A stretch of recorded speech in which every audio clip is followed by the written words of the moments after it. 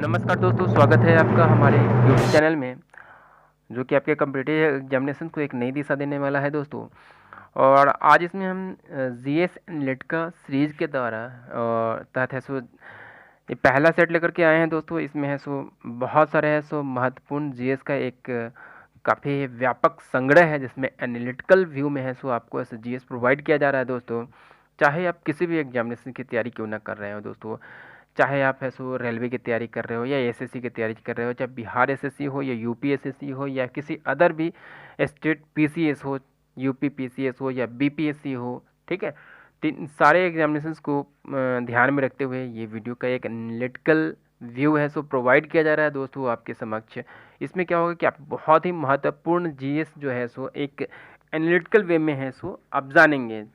और जब आप जीएस सीखते हैं तो जब जीएस में जैसे जैसे कोई क्वेश्चन हो, उसके आगे और पीछे की बहुत सारे जो पहलुओं होते हैं उन सबों पर ध्यान देते जाते हैं दोस्तों, तो जीएस ऐसे आपके लिए आसान बन जाता है। तो धीरे धीरे ऐसे ही एक मुहिम है जो कि हम लोगों ने स्टार्ट किया है दोस्तों। आप बने रहिए हमारे चैनल पे बिना वक्त गंवाए दोस्तों। हम ये जीएस एनालिटिका का ये पहला सेट जो है सो शुरुआत करते हैं दोस्तों। तो आइए दोस्तों शुरू करते हैं। पहला क्वेश्चन है इसमें कि उत्तरी अमेरिका में बहने वाली कौन सी हवाएं, तो गर्म हवाएं क्या कहलाती है, तो गर्म हवाएं ब्लैक रोलर कहलाती है दोस्तों। ठीक है दोस्तों, तो पहला क्वेश्चन ये रहा। दूसरा क्वेश्चन है कि मीनाम्बक्कम हवाई अड्डा कहाँ स्थित है, तो मीनाम्बक्कम हवाई अड्डा चेन्नई में स्थित है दोस्तों। ठीक है दोस्तों, मीनाम्बक्कम हवाई अड्डा कहाँ पर है, चेन्नई में है। फिर नेक्स्ट क्वेश्चन है कि किन्ना स्वामी अभ्यारण्य कहाँ पर अवस्थित है, तो किन्ना स्वामी अभ्यारण्य है सो आंध्र प्रदेश में है दोस्तों। ठीक है। और नेक्स्ट क्वेश्चन है और चौथा है इस स्लाइड का क्वेश्चन कि जम्मू कश्मीर का संविधान है सो कब लागू हुआ था, तो ये 26 जनवरी 1957 ईस्वी को लागू हुआ था दोस्तों। तो आइए दोस्तों कि हम लोगों ने इस स्लाइड से है सो इतना कुछ सीख लिया कि उत्तरी अमेरिका के बहने वाली गर्म हवाएं ब्लैक रोलर, मीनाम्बक्कम हवाई अड्डा चेन्नई में स्थित है, किन्ना स्वामी अभ्यारण्य आंध्र प्रदेश में हो गया, और जम्मू कश्मीर का संविधान 26 जनवरी 1957 ईस्वी को लागू हुआ था दोस्तों।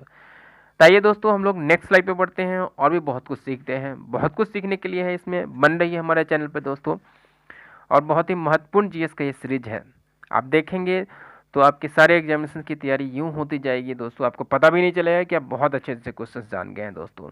इसमें एक एवरेज से ऊपर के क्वेश्चंस हैं जो कि आपके एग्जामिनेशन से पूछे जाते हैं दोस्तों, और कुछ कंफ्यूजिंग क्वेश्चंस भी है। देखिए दोस्तों कि पांचवा क्वेश्चन है कि माउंट आबू पर्वतीय स्थल कहाँ अवस्थित है, तो माउंट आबू कहाँ अवस्थित है, तो अरावली पर्वत श्रेणी पर स्थित है ये दोस्तों माउंट आबू। हम कंफ्यूज हो जाते हैं माउंट आबू एलिफेंटा को लेकर के या फिर और भी कोई पर्वत को लेकर के, तो मैं ऐसे ही है सो करके सो बहुत सारे हैं सो क्वेश्चंस को इसमें समावेशित करते जाऊंगा। ये तो अभी शुरुआत है दोस्तों, देखिए आगे आगे होता क्या है। ठीक है। नेक्स्ट है छठा क्वेश्चन है कि मध्य प्रदेश और राजस्थान की संयुक्त परियोजना कौन सी है, तो ये संयुक्त परियोजना चंबल नदी घाटी परियोजना है। आप यहाँ पिक्चर में देख सकते हैं चंबल वैली प्रोजेक्ट। एक्चुअली में ये एमपी सरकार यानी मध्य प्रदेश सरकार की ये पहली नदी घाटी परियोजना भी है। इसके अंतर्गत 3 बांध कौन कौन से हैं, गांधी सागर, राणा प्रताप सागर, जवाहर सागर। यहाँ आप मैप में भी देख सकते हैं कि जवाहर सागर है, राणा प्रताप सागर है और गांधी सागर है। ठीक है दोस्तों, तो आप लोगों ने इस स्लाइड से इतना कुछ सीख लिया। एमपी के बारे में भी जान लिया, मध्य प्रदेश और राजस्थान की संयुक्त परियोजना कौन सी है, चंबल नदी घाटी परियोजना, और एमपी की पहली नदी घाटी परियोजना ये है, ये भी जानने वाली बात है। और इसके अंतर्गत 3 बांध है। तो कभी कभी ये भी क्वेश्चन उल्टा करके पूछ देता है कि जवाहर सागर डैम, राणा प्रताप सागर डैम और गांधी सागर डैम कहाँ पर अवस्थित है। ठीक है दोस्तों, तो इस तरीके से अगर आप इस तरीके से एनालिटिकल व्यू में है तो आप देखते जाएंगे क्वेश्चंस को, तो आपको हमेशा के लिए याद रहेगा, कभी भी ये छूटेगा नहीं कोई भी क्वेश्चन एग्जामिनेशन में। आइए हम लोग नेक्स्ट स्लाइड पे और भी बहुत कुछ सीखते हैं। आइए इसमें हम लोग हार्मोन्स और एंजाइमों के बारे में जानते हैं कि एंजाइम जो होता है खाने में एंजाइम जो होता है उत्प्रेरक का कार्य करता है दोस्तों। तो ये क्या होता है एंजाइम और हार्मोन क्या होता है, इसके बारे में जानते हैं कि एंजाइमों का जो स्राव होता है दोस्तों वो बहिस्रावी ग्रंथियों के द्वारा स्रावित होता है, वहीं हार्मोनों का जो स्राव होता है दोस्तों वह अंतःस्रावी ग्रंथियों के द्वारा स्रावित होता है दोस्तों। तो ये 7वें क्वेश्चन से हम लोगों ने ये कुछ सीखा दोस्तों। आइए हम लोग नेक्स्ट क्वेश्चन पे बढ़ते हैं और देखते हैं 8वें क्वेश्चन में कि सोन अथवा सोनभद्र नदी का उद्गम स्थल के बारे में पूछा जा रहा है कि ये कहाँ है।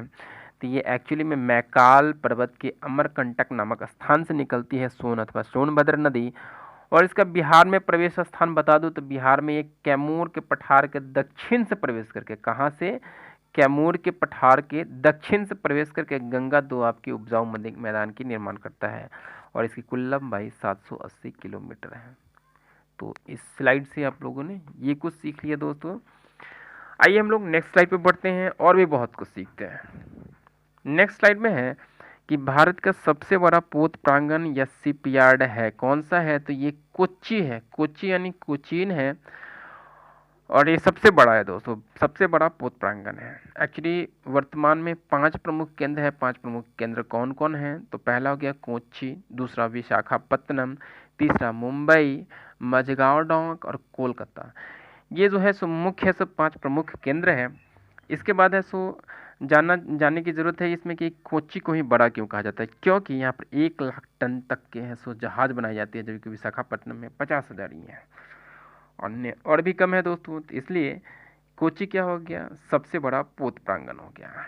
आइए दोस्तों हम लोग नेक्स्ट क्वेश्चन पे और भी बहुत कुछ सीखते हैं कि वेद जो कन्याओं के जन्म की निंदा करता है क्या है, कौन सा वेद है, ये दूसरा नहीं, ये अथर्ववेद है, सबसे बाद का वेद है दोस्तों। सबसे प्राचीन वेद तो ऋग्वेद होता है, लेकिन अथर्ववेद क्या है, सबसे बाद का वेद है। ठीक है, अथर्ववेद में ही क्या है ना कि इसमें सभा एवं समिति को प्रजापति की 2 पुत्रियां कहा गया है। तो हम लोगों ने इतना कुछ सीख लिया इस स्लाइड से। ठीक है, सबसे बड़ा पोत प्रांगण कोच्चि और कन्याओं के जन्म की निंदा करता है अथर्ववेद, और इसमें है सो सभा और समिति को प्रजापति की 2 पुत्रियां कहा गया है। आइए दोस्तों और आगे बढ़ते हैं और ब्लू मून के बारे में जानते हैं। ब्लू मून क्या होता है, ब्लू मून एक्चुअली में होता क्या है ना कि एक ही कैलेंडर माह की दूसरी पूर्णिमा को कहा जाता है ब्लू मून कहा जाता है। क्यों, कारण यह है कि 2 पूर्णिमाओं के बीच में 31 दिनों का अंतर होता है, बट यहाँ पर 31 दिनों से कम का अंतर होता है दोस्तों, इसलिए इसको ब्लू मून कहा जाता है। और जब 2 या 2 से अधिक ब्लू मून किसी ईयर में हो जाता है, किसी वर्ष विशेष में हो जाता है, तो उसको मून ईयर कहा जाता है, जैसा कि 2018 में हुआ था। ठीक है, अब फिर बात करते हैं सुपर मून, या इसको हम लोग पेरिजी फुल मून भी कहते हैं। पेरिजी फुल मून क्या होता है, जब चंद्रमा पृथ्वी के सबसे निकट हो उसी को कहा जाता है सुपर मून या पेरिजी फुल मून कहा जाता है। इसमें चंद्रमा है सो 14% ज़्यादा बड़ा हो जाता है और 30% अधिक चमकीला दिखाई पड़ता है। ठीक है दोस्तों, तो 11वें क्वेश्चन से हम लोगों ने इतना कुछ सीखा दोस्तों। ठीक है, बहुत महत्वपूर्ण जीएस का सीरीज है, आप देखते जाएंगे तो रियली में आप उम्मीद नहीं कर सकते हैं कि इतना जीएस का अच्छा जीएस का संग्रह आपको मिल रहा है दोस्तों, और आपके सारे एग्जामिनेशन की तैयारी यूँ चुटकी बजा करके होती जा रही है दोस्तों। तो आइए हम लोग आगे बढ़ते हैं और 12वें क्वेश्चन पे देखते हैं क्या है। एक महत्वपूर्ण डिवीजन करते हैं ये दोस्तों, किस अनुच्छेद के तहत भारतीय संघ की कार्यपालिका शक्ति राष्ट्रपति में निहित है, तो भारतीय संघ की कार्यपालिका शक्ति राष्ट्रपति में निहित है, यह अनुच्छेद 53 से पता चलता है। वही अनुच्छेद 52 में राष्ट्रपति के बारे में उल्लेख किया गया है कि भारत का एक राष्ट्रपति होगा। अनुच्छेद 54 में जो है ना कि राष्ट्रपति के लिए निर्वाचक मंडल की बात कही गई है। वही राष्ट्रपति के पद की योग्यता अनुच्छेद 58 में है। और राष्ट्रपति पर महाभियोग की जब बात आएगी तो यह अनुच्छेद 61 में हो जाता है, जो कि बहुत पूछा जाता है कि राष्ट्रपति पर महाभियोग किस अनुच्छेद के तहत लगाया जाता है, तो ये अनुच्छेद 61 के तहत लगाया जाता है। ठीक है दोस्तों, तो आपने 12वें क्वेश्चन से ये कुछ सीखा कि संघ की कार्यपालिका शक्ति राष्ट्रपति में निहित होती है किस अनुच्छेद के तहत, आंख मूंद के बोलेंगे अनुच्छेद 53, राष्ट्रपति के बारे में 52, ठीक है, और निर्वाचक मंडल अनुच्छेद 54, और राष्ट्रपति पद की योग्यता अनुच्छेद 58, और महाभियोग जो कि बहुत पूछा जाता है अनुच्छेद 61 में हो गया। ठीक है दोस्तों, बस एक बार रिमाइंड करते जाएं, अगर आपको अच्छे से समझ में नहीं आया फिर से दोबारा से वीडियो देखें दोस्तों। मैं आपको क्या सचमुच बता देता हूँ कि आपको ये सारे क्वेश्चन जो है आपको यूँ आपके चुटकी बजाते हैं सबके दिमाग में है सो बैठ जाएंगे दोस्तों।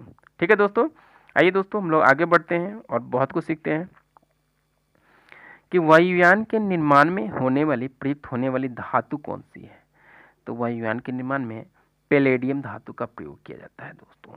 ठीक है, और भी बहुत सारे फैक्ट्स हैं कि गैलियम जो धातु होती है वह कमरे के तापमान पर द्रव अवस्था में पाया जाता है, एक और दूसरा फैक्ट है कि जियोलाइट का प्रयोग क्यों किया जाता है।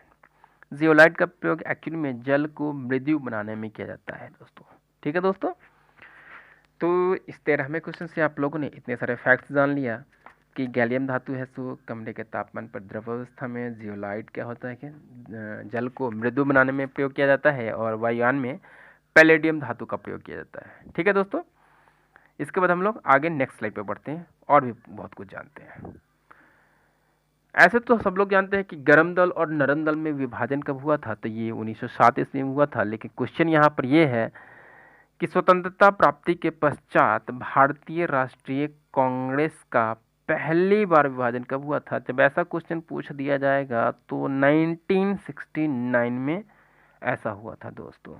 ठीक है दोस्तों, कुछ फैक्ट्स जानते हैं कि इसकी स्थापना कब हुई थी भारतीय राष्ट्रीय कांग्रेस की, तो 1985 ईस्वी में। किसने किया था, तो ए ह्यूम ने मुंबई में किया था। और मुंबई में किया था ठीक है, लेकिन इसमें कितने प्रतिनिधियों ने भाग लिया था, ये भी बहुत सारे एग्जामिनेशन पूछा जा चुका है। 72 प्रतिनिधियों ने भाग लिया था इसमें, बहुत बार एग्जामिनेशन में आया है। इस फैक्ट को भी जरूर याद रखें। और प्रथम अधिवेशन की अध्यक्षता किसने की थी, तो WC बनर्जी ने किया था। प्रथम अधिवेशन हुआ था कहाँ, मुंबई में हुआ था, याद रहना चाहिए। और प्रथम मुस्लिम अध्यक्ष कौन थे, ये भी फैक्ट जानने वाली बात है कि बदरुद्दीन तैयब जी थे, और मद्रास में इन्होंने अध्यक्षता की थी दोस्तों। तो ये 14वें क्वेश्चन से आप लोगों ने इतने सारे फैक्ट्स जाना। ठीक है, इसका पहली बार विभाजन कब हुआ, स्वतंत्रता के बाद पहली बार विभाजन कब हुआ, ठीक है, स्थापना से लेकर के कितने प्रतिनिधियों ने भाग लिया। आप बस, मैं बोलता जा रहा हूँ, बस उन चीज़ों को आप बस रिमाइंड करते जाओ, माइंड में सारा आपके दिमाग में बैठता जाएगा दोस्तों। आइए दोस्तों, हम लोग आगे बढ़ते हैं और मुद्रा से संबंधित कुछ क्वेश्चंस भी पूछे जाते हैं एग्जामिनेशंस में। कोई भी पीसीएस का एग्जाम हो तो, या फिर कोई भी स्टेट गवर्नमेंट का एग्जाम हो, या फिर कोई भी है सो सेंट्रल गवर्नमेंट के एग्जामिनेशन में इससे संबंधित क्वेश्चन जरूर पूछी जाती है, चाहे वो बैंकिंग का हो या जो भी हो। तो रिंगिट कहाँ की मुद्रा है, रिंगिट जो मुद्रा है मलेशिया की है। ठीक है, मलेशिया की होगी दोस्तों, ये पूर्वी एशिया में आ जाते हैं, ये लोग देश आ जाते हैं। और बहत थाईलैंड की है, सो मुद्रा हो गई। और वान कहाँ की मुद्रा है, तो ये दक्षिण कोरिया की है। तो ये 2-3 महीने हैं सो मुद्रा संबंधित जो इम्पोर्टेंट जो क्वेश्चन था मैंने वो रखा है यहाँ पर दोस्तों। आप इसको ध्यान से देखें और याद रखें, क्योंकि इसलिए कि किसी भी एग्जामिनेशन में कभी भी पूछा जा सकता है दोस्तों। अगर आप इतने क्वेश्चंस को माइंड में बैठा कर रखते हैं तो बहुत कम क्वेश्चंस होते हैं कि आप तो ऐसे भी है सो एक्सक्लूड करके है सो क्वेश्चन को टिक आउट जरूर कर लेंगे दोस्तों। ठीक है दोस्तों, आगे बढ़ते हैं हम लोग नेक्स्ट स्लाइड पे, और भी बहुत कुछ सीखने को है। इंसुलिन के अधिस्राव से कौन सा रोग होता है, तो इंसुलिन के अधिस्राव से हाइपोग्लाइसीमिया रोग होता है।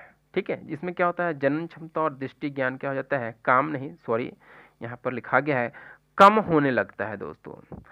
और ये इंसुलिन की खोज किसने किया था, तो खोज किया था वेंटिंग एवं वेस्ट ने किया था। और हम लोग जानेंगे कि इंसुलिन की अधिकता से क्या हो जाती है, तो हमारे शरीर में क्या होता है, रुधिर में ग्लूकोज का स्तर बढ़ जाता है, जिसको कि मधुमेह कहते हैं, मधुमेह बीमारी बोला जाता है। ठीक है, और जानने वाली एक और फैक्ट है यहाँ पर कि यह क्या होता है, कहाँ से स्रावित होता है, किस कोशिका से स्रावित होता है, ये क्वेश्चन भी बहुत बार आया है एग्जामिनेशंस में। आप जान लीजिए कि इंसुलिन जो है अग्नाशय के लंगर हैज दीपिका के बीटा कोशिकाओं के द्वारा स्रावित होता है। ठीक है दोस्तों, तो आप लोगों ने इसमें इतने सारे फैक्ट्स जान लिया।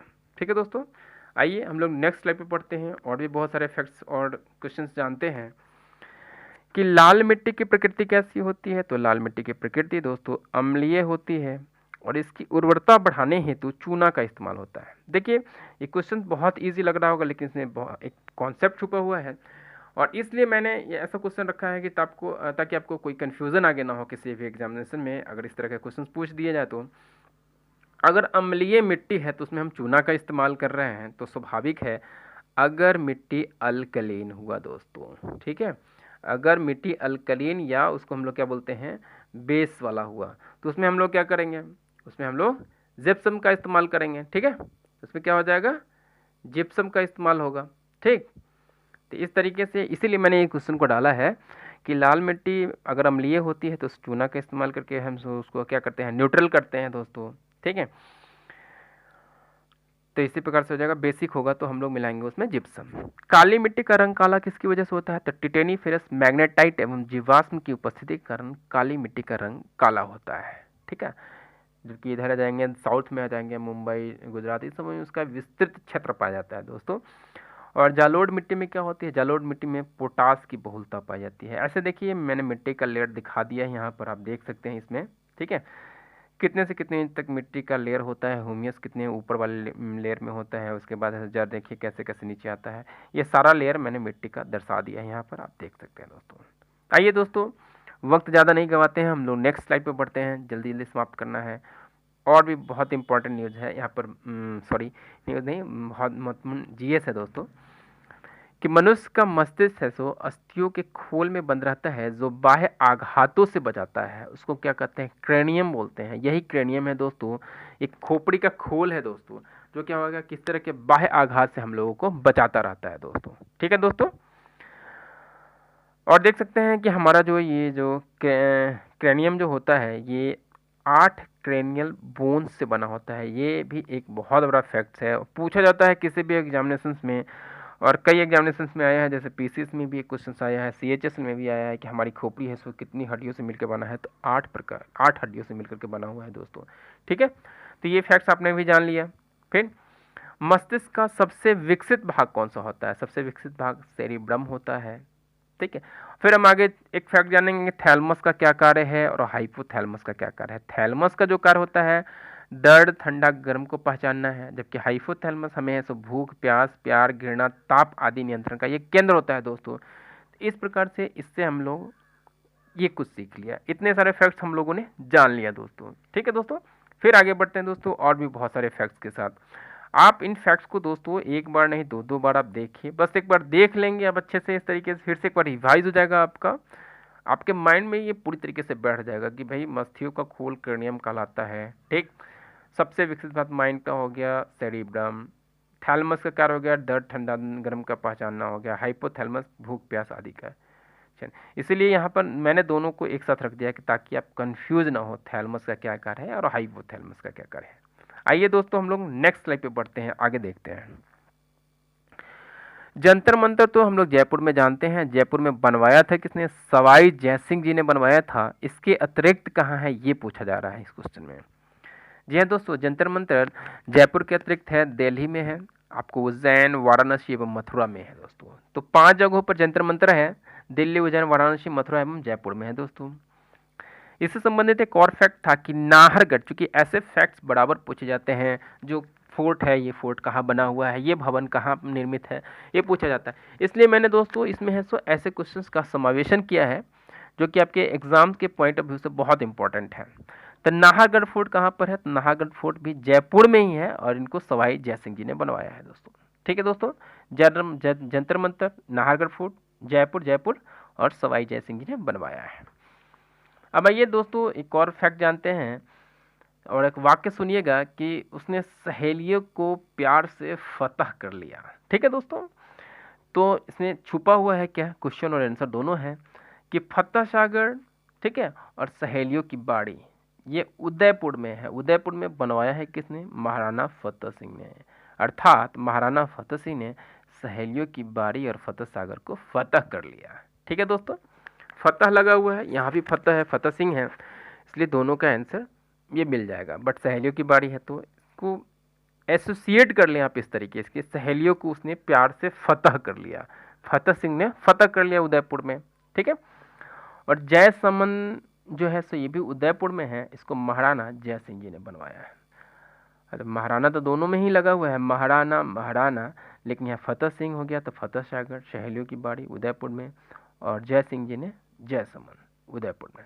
ठीक है, तो इतने सारे फैक्ट्स आप लोगों ने जान लिया दोस्तों। ठीक है, ये जंतर मंतर का फिक है। हम लोग आगे देखते हैं और भी बहुत सारे क्वेश्चन, कि बहुत सारे एग्जामिनेशंस में आपको बुक्स और ऑथर्स के नाम तो यूं ही पूछे जाते हैं दोस्तों, इसलिए मैंने है सो एक देसी ऑथर हो गया और एक विदेशी ऑथर का मैंने है सो बुक और ऑथर दोनों का नाम लेकर के आया है, ताकि आपको आपके एग्जामिनेशंस की तैयारी होती रहे धीरे धीरे। जो भी महत्वपूर्ण बुक्स होगा, चाहे न्यू बुक्स भी क्यों ना हो, मैं धीरे धीरे सो और भी जो सीरीज़ लेकर के आऊँगा उसमें उसका समावेशन करता जाऊँगा दोस्तों।